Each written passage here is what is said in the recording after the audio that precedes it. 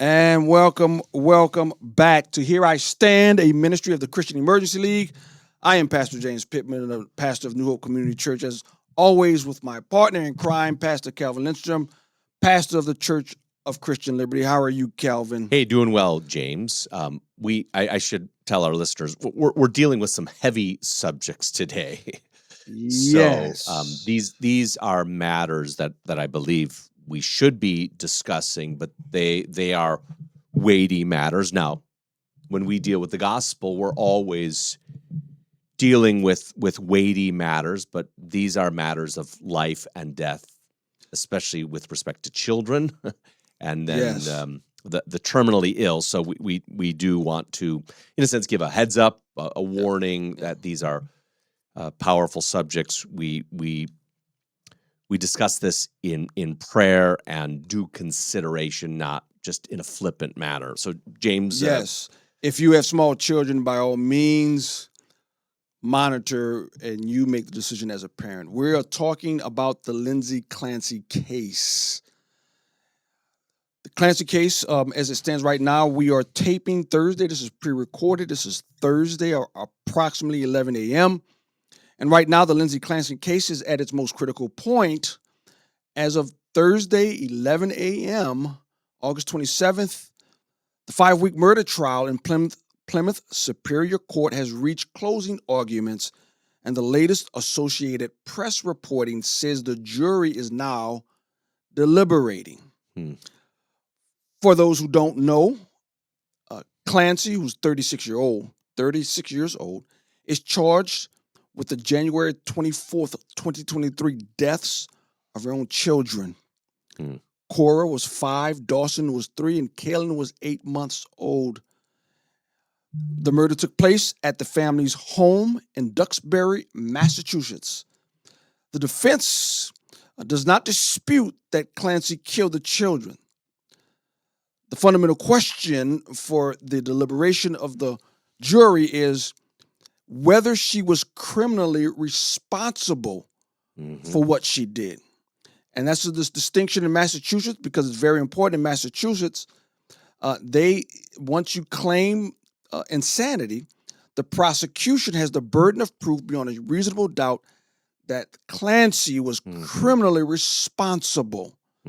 So once you say that I was insane, I wasn't in my right mind, the burden of proof now shifts on the defense, that they have to prove that the person, in this case Clancy, was in fact sane. Let me tell you this, Kelvin. Yeah.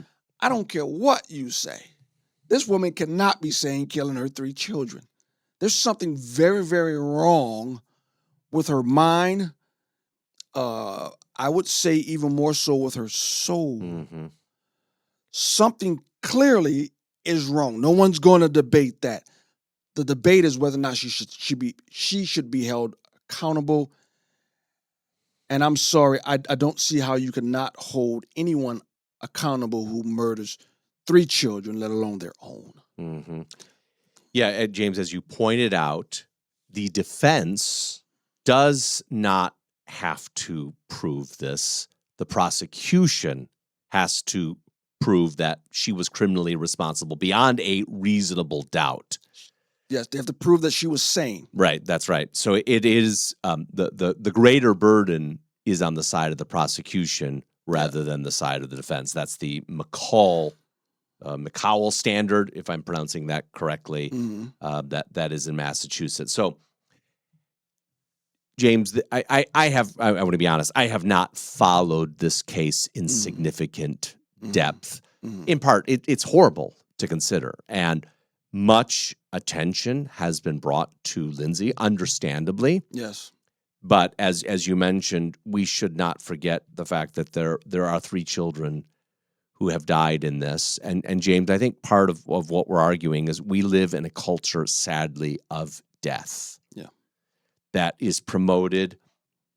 You know, people have rightfully pointed out that when a culture promotes the killing of the unborn, it is not a surprise you're going to see a lack of appreciation for life. Not that we become environmentalists, that, oh, it's the environment, it's all the fault of the environment. No, we're not saying that.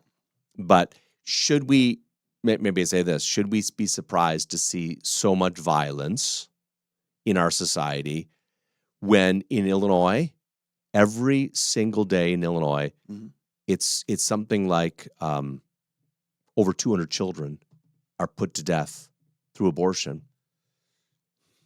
Which begs the question, how does someone who promote abortion look at this case and take a moral stance against it? So I actually did a 3-part series on For Such a Time as This, our church's social media ministry. And I ran across a very interesting exchange between Megyn Kelly and Dr. Drew. And I want to play a clip that I used here. Now, Dr. Drew is very, very proudly pro-choice. I would say pro-kill, but he's pro-choice. Megyn Kelly, not as much. I just want to play for people a part of the interview that Dr. Drew responded to Megyn Kelly and his view on the situation. Here's the first clip. Here's the one clip we have. Here we go. Oh, people showing their little children, their babies, and the captions on the screen read, "Same, me too, Lindsay." Your thoughts on it, Doc? I mean, it's mind-boggling that they would think that identifying with that is something that should be expressed publicly. But they're getting at two things, it seems to me.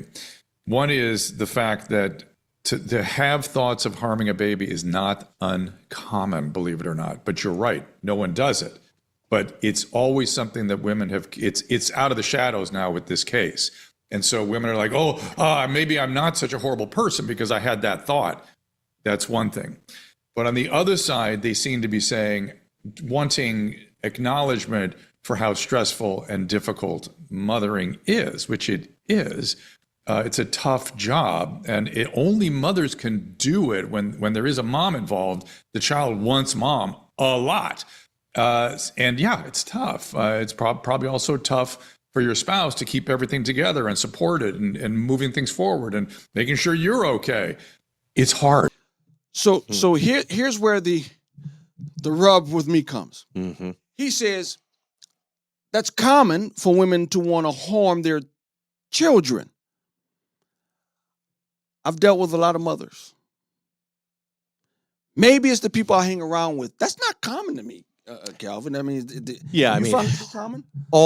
Let me say this: all sorts of wicked thoughts come into our heart, right? Yes, and yes, we should be able to differentiate between what's good and bad, right? What's crazy and what's not, right? So, I guess part of what maybe this case does is we are the common diagnosis is we are all sinners. That's from you and I's perspective. Correct. But no, that's right. That's right. No, from the worldly perspective, this cannot be explained. Because you know what, in his explanation, well, women think about it, but hardly nobody ever does it. Excuse me? Correct. What, Dr. Drew, women don't normally kill their baby. Is he forgetting about abortion? But the game they play is that it's not really a child. Of course, it's a child. They know it's a child. No, that's right. Yeah. But he has to push abortion out of his mind as if it doesn't exist, so he can have the moral clarity to call this what it is. This is horrible. Yet he excuses the abortions that take place every day. Moral stance in this case, right? Yeah, and James, I think we're not sitting here because we are more righteous than others. No. We're sitting here because we believe that God has a righteous standard. Yes, and we are seeking to apply that. There is in our society a loss. You know this, James, of the horror of sin. Yes. I'm going to be preaching from 2 Corinthians. The Apostle Paul speaks of the terror of God. We know the terror, the holiness and justice of God. And so part of what we are sharing is sin must be taken seriously, and our society does not have the capacity to do that because we have given up the standard of God's word, of God's law on this, haven't we? Yeah. And the question is, how do you process this as a moral evil yet still hold abortion? Let me show you the hypocrisy and the insanity of it. Right. The attorney, her attorney, Clancy's attorney, Kevin Reddington, told jurors that Clancy was a loving mother who became profoundly mentally ill after childbirth and was suffering from postpartum psychosis when the children died. He argued that the medical system failed her. So she's not morally responsible. The medical system failed her through inadequate evaluation, telehealth appointments, changing diagnosis, and numerous psychiatric prescriptions. No one's denying that we struggle, but at what point can you say someone's not in charge or responsible for their own actions? I'm sorry, because you know what? You know what they have to do, Calvin? Here's what they have to do. They have to put someone's mental capacity outside of their own reach of control. That's why you have this mental illness. I'm sorry. People, in my experience, I've worked on psychiatry, you are mentally ill because you've allowed yourself to get to a position in which you are mentally ill. And this is what they want to erase. We're up against a hard break. We'll be back in 1 second for Here I Stand.